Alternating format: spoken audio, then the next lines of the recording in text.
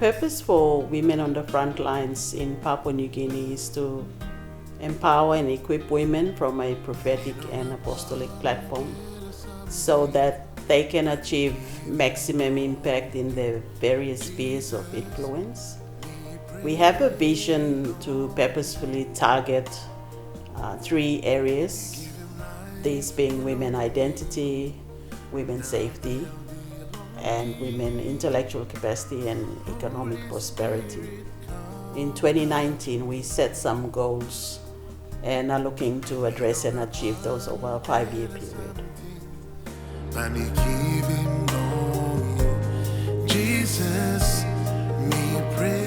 Yes, it sounds like it's in a battle.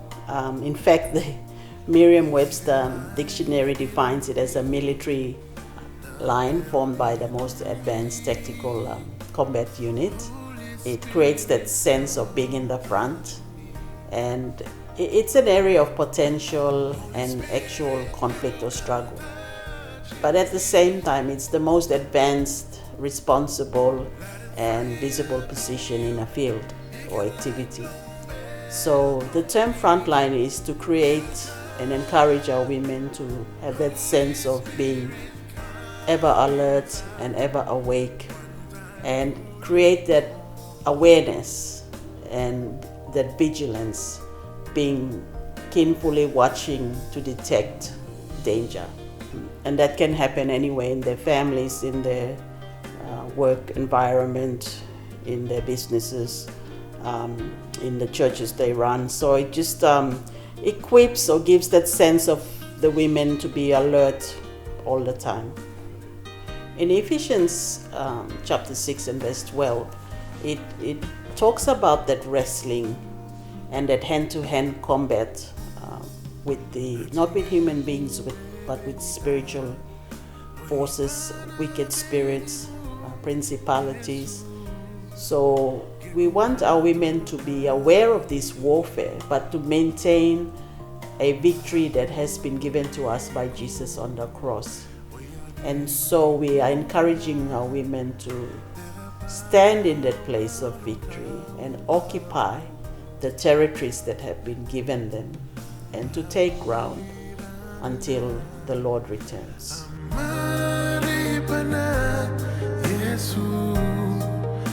In PNG, we are looking to reach women everywhere and women from all walks of life. So it doesn't matter if they're in the cities or in the villages. The same message is to stand our ground and see the salvation of the Lord being applied everywhere.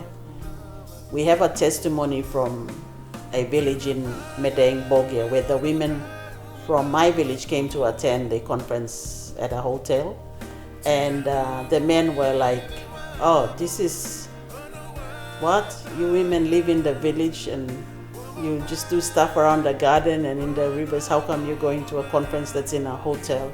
And the women were like, "No, we're actually leading the speakers out in the conference."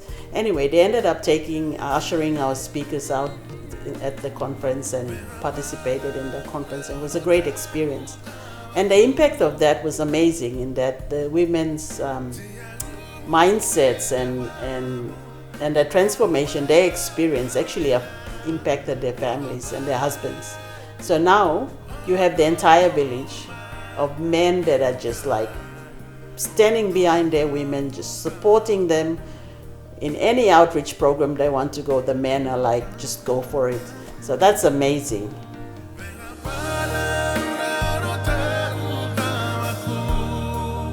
Annually, we have a conference which brings together women from all denominations and from different walks of life.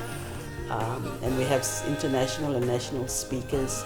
We have women from different industries and professions, all to create that awareness and education for our women in those areas of identity, safety, and economic prosperity.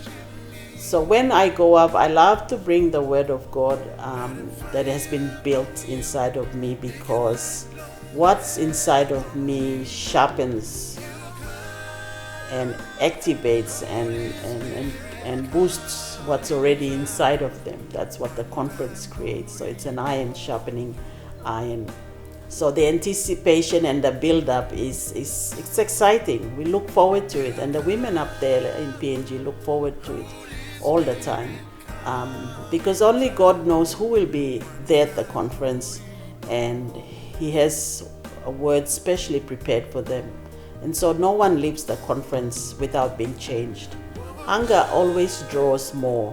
When I'm hungry for God as a facilitator or a speaker, and you as a woman attending the conference is hungry as well, there is a bigger saving over and above what we had anticipated, and that's what God always brings each time we meet.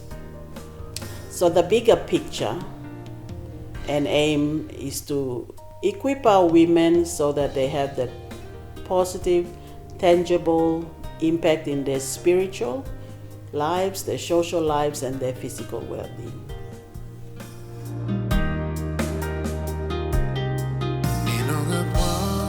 We have fundraising initiatives that happen annually in Australia and Papua New Guinea that support the conferences, the seminars and trainings.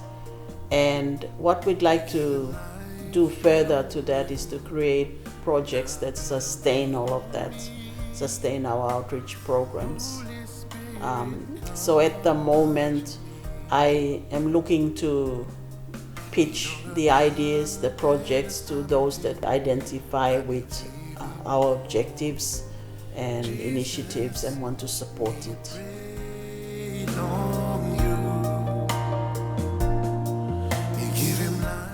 The money goes into our community initiatives and projects that address those key focus areas of women identity, women safety, women intellectual and economic prosperity.